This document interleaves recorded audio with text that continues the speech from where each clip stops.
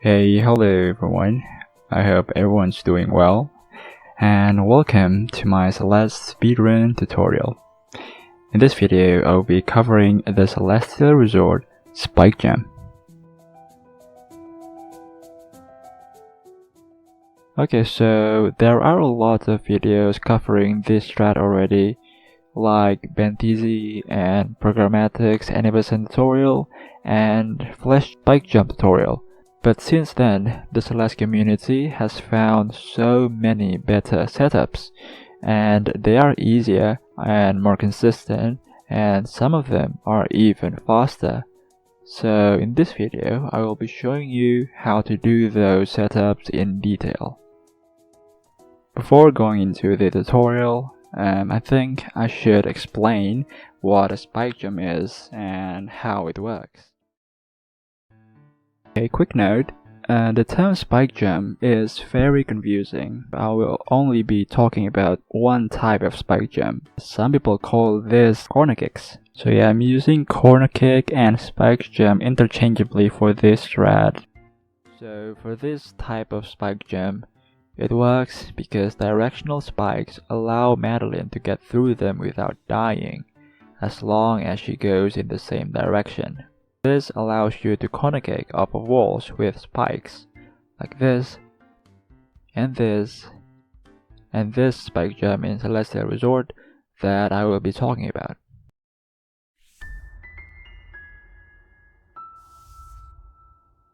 The walk-in setup is the most common setup that you can find in a lot of older Celeste runs and tutorials. To do this, you have to walk into the room. Then, after the transition, press jump and keep holding it because you don't want to lose height. Then, when you get to this corner of this wall, press your second jump button to do the spike jump. That looks easy enough, right? Well, yeah, until you found out that if you jump too early, you will fail it, and if you jump too late, you will also fail it. So you have to wait for Madeline to walk for at least 3 frames after the transition, and after that you have 4 frame window to jump. The window to press jump is actually not too precise, but it is not free either, and there is no obvious cue that you can use. So you will have to react or rely on feel, which is fine, but not the most consistent thing to rely on. This setup is also quite slow if you just walk like this.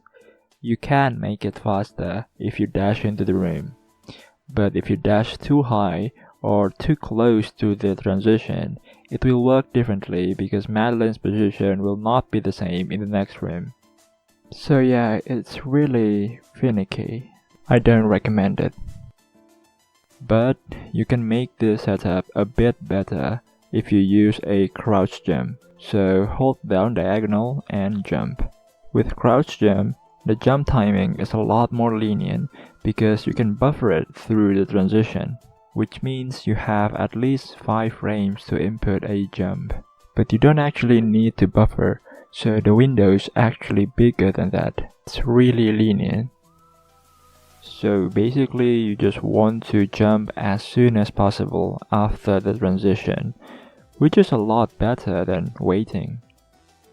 Although with crouch jump, you get to the corner later than usual, so the corner kick timing might feel a bit awkward.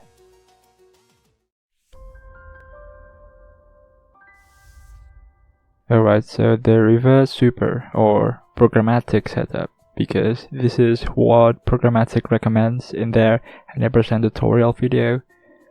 If you can consistently do a reverse super, then yeah, this is good. This is really consistent. To do this setup, you just need to go to this spot and do an extended reverse super. So you just need to dash right and jump left. And you need to hold jump until the corner kick. And in the next room, you need to hold neutral. So you need to let go of horizontal direction. In this case, you need to let go of left. Then you just press your second jump button to get the corner kick. So this setup is a good alternative if you can execute reverse super consistently.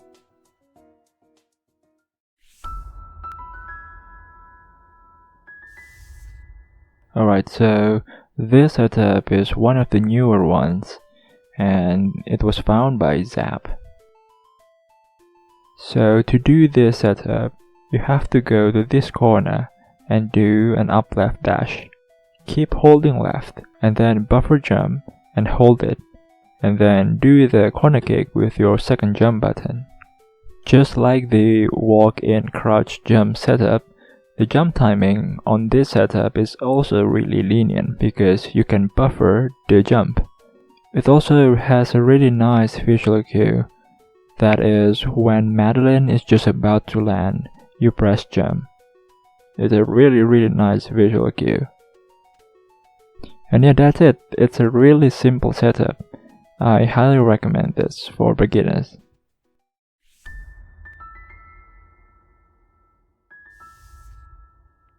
Okay, so the previous setup is good, but if you want to go even faster, you can try this setup. This setup was found by Zkad. To do this setup, go to this corner, just like the previous setup, and then you need to do a quick jump and left dash, so you can get your dash back. And after the left dash, you buffer an up left demo dash. Yeah, you need to buffer the up left demo dash, so just do it as soon as possible after doing the left dash. If you do the setup correctly, then you just need to time the corner kick or the spike jump.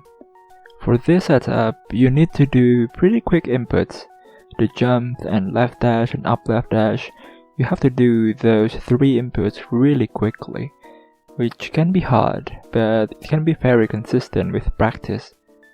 If you find it hard to press up left demo after left dash quickly because of keybinds issue, you can also just do a normal up left dash, but it is slower because you get less height. That's it for this strat. It's a really simple strat and it's really fast, so if you can execute it consistently, I really highly recommend this. Alright, that's all the setups that I wanted to show. We can see the time comparison here. This is a very rough estimate. I tried to optimize them equally, but it's not perfect. As you can see, the walk-in, reverse super, and up left on the corner setup all have very similar times, so just pick the most comfortable one. But if you want to be faster, you should do the left and buffer up left setup. If you fail this strat, it's not that big of a deal. You can just try and YOLO it like this. It's not very hard and can get pretty consistent. But if you struggle getting it within a few tries or want a more consistent backup, then you can do a crouch jump here, near the transition or the beginning of the room. You can crouch jump here and then do the spike jump, and it works every time. It also works if you somehow die in this room. You can just stay still, crouch jump, and yeah, you can get the corner kick or the spike jump. That's it with the tutorial. Thank you all for watching. There are more setups that I didn't include, but they are mostly setups that not a lot of people do. I hope this video has been helpful for you, and if there's any question, feel free to comment down below or you can contact my socials. You should also join the Celeste Discord server where you can find a lot of resources and you can talk with the community, you can ask questions, and people will happily help you. And that's it for me. I hope you're all having a wonderful day, and see you next time.